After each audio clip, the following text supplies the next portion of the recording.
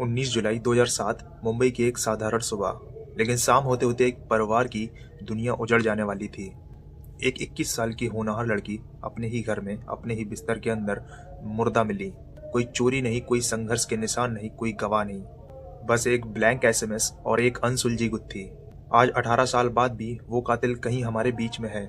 दोस्तों, मैं हूँ विवेक और आज मैं आपको लेकर जाऊंगा भारत के सबसे रहस्यमय मर्डर केस में से एक में, स्नेहल गवारे का केस। स्नेहल गवारे, एक नाम जो मुंबई के अनसुलझे केसों में हमेशा के लिए दर्ज हो गया।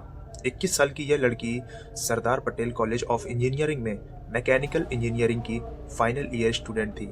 होशियार, कॉन्फिडेंट और एक उज्जवल भविष्य के साथ। लेकिन एक महीने पहले एक छोटे से ट्रेनिंग एक्सीडेंट के बाद डॉक्टरों ने उसे पूरी तरह बेड रेस्ट बताया था।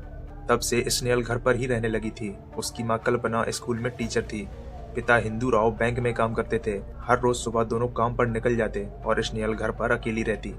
19 जुलाई को भी कुछ ऐसा ही था। एक साधारण शुक्रवार, कल्पना और हिंदू राव काम पर गए, स्नेहल घर में अकेली थी। दोपहर 3:28। कल्पना के फोन पर एक एसएमएस आया। स्नेहल का नाम था स्क्रीन पर, लेकिन जब उन्होंने मैसेज खोला वो खाली था, एक ब्लैंक मैसेज। कल्पना को लगा शायद गलती से सेंड हो गया होगा। उन्हें क्या पता था कि शायद यही आखिरी संकेत था उनकी बेटी का। शाम 6 बजे जब कल्पना घर पहुंची तो दरवाजा बंद था।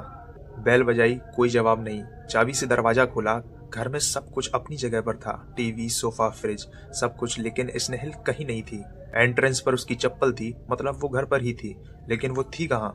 कल्पना ने स्नेहल को फोन किया। एक बार रिंग गई, 2 बार, और फिर सडनली फोन कट गया। दोबारा कॉल करने पर यह नंबर अभी स्विच्ड ऑफ है।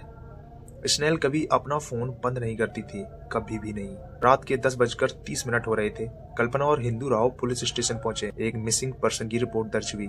पुलिस ने कहा, वेट करो, जवान लोग अक्सर ऐसे चले जाते हैं। लेकिन माँ बाप को पता था यह नॉर्मल नहीं था।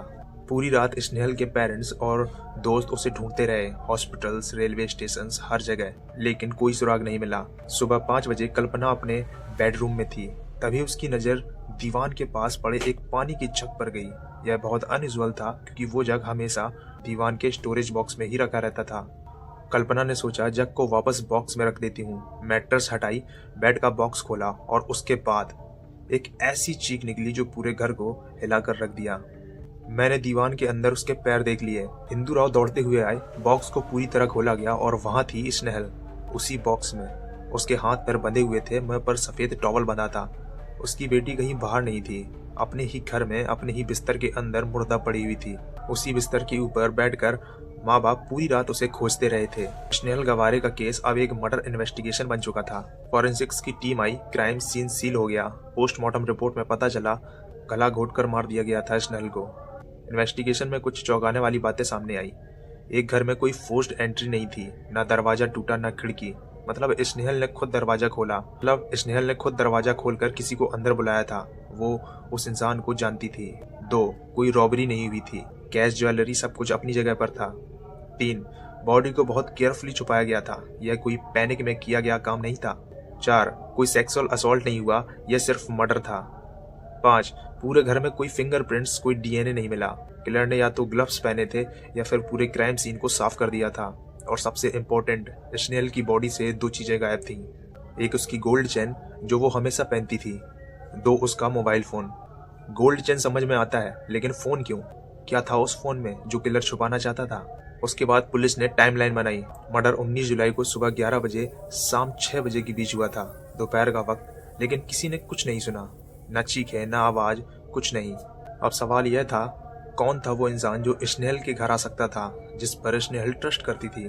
पुलिस ने सस्पेक्ट्स की लिस्ट बनाई। Family members, relatives, electrician, plumber, cable operator, domestic help और स्नेहल का बॉयफ्रेंड हीरेन राठौर। हीरेन राठौर स्नेहल का कॉलेज सीनियर और बॉयफ्रेंड था। दोनों 2004 से साथ थे। एक डिसेंट एजुकेटेड लड़का, एक बड़ी कंपनी में मैनेजमेंट ट्रेनी बन चुका था। लेकिन इन्वेस्टिगेशन में कुछ डिस्टर्बिंग फैक्ट्स सामने आए। कुछ हफ्ते पहले हीरेन और स्नेहल के बीच एक बड़ी लड़ाई हुई थी, एक तीसरी लड़की को लेकर। हीरेन एक पार्टी में गया था जहां वो एक लड़की से मिला था। स्नेहल को यह बात बिल्कुल पसंद नहीं आई। स्नेहल के दोस्तों ने बताया वो थोड़ी पॉजिटिव थी, हीरेन पर नजर रखती थी। एंड द फाइट के बाद हीरेन ने एक हफ्ते के लिए स्नेहल से बात करना बंद कर दिया था। और उसी हफ्ते स्नेहल का मर्डर हो जाता है। लेकिन यह काफ़ी नहीं था, पुलिस को एक और सस्पिशियस डिटेल्स मिली। मर्डर वाले दिन 19 जुलाई को पूरा दिन हीरेन का फ़ोन स्विच ऑफ था। आखिरकार क्यों? हीरेन को क्वेश्चनिंग के लिए बुलाया गया। उसने बताया, मेरे फ़ोन की बैटरी खराब थी, 2 दिन से प्रॉब्लम हो रही थी। लेकिन पुलिस को यह कोइंसिडेंस बहुत सस्पिशियस लग रहा था। हीरेन ने क्लेम किया, 19 जुलाई को मैं अपने ऑफिस में था, सुबह 9 से शाम 5:30 तक ट्रेनिंग अटेंड कर रहा था। पुलिस ने कंपनी से अटेंडेंस रिकॉर्ड्स मांगे और जो जवाब आए वो चौंकाने वाला था। 19 जुलाई का अटेंडेंस रजिस्टर मिसिंग है। एक बड़ी मल्टी बिलियन कंपनी में अटेंडेंस रजिस्टर गायब, यह कैसे पॉसिबल था? हीरेन के कलीग्स ने कॉन्फर्म किया कि हाँ, वो उस दिन ऑफिस में था, लेकिन क्या वो सच बोल रहे थे? प्रेशर में तो कोई भी झूठ बोल सकता है।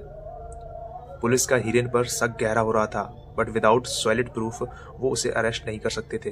तो पुलिस ने एक कंट्रोवर्शियल स्टेप उठाया, मैपिंग टेस्ट। जुलाई 2008 हीरेन और कुछ अन्य सस्पेक्ट्स का ब्रेन मैपिंग टेस्ट किया गया।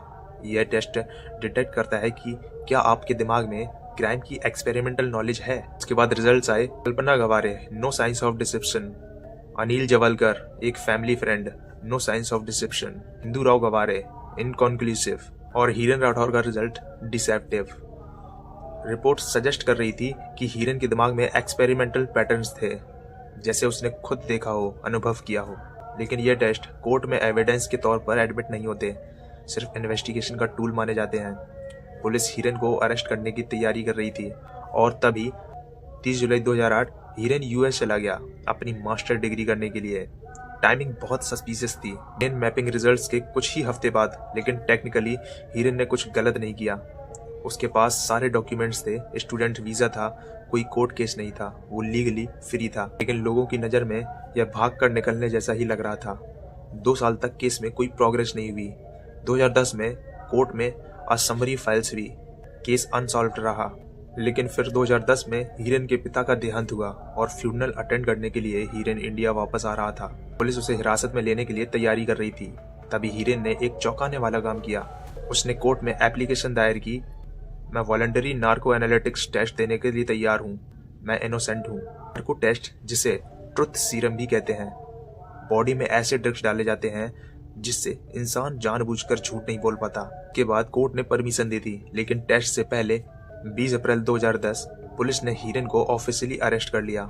लेकिन इंटेरोगेशन में कुछ नया नहीं निकला। हीरेन बार बार कहता रहा, मैं इनोसेंट हूँ।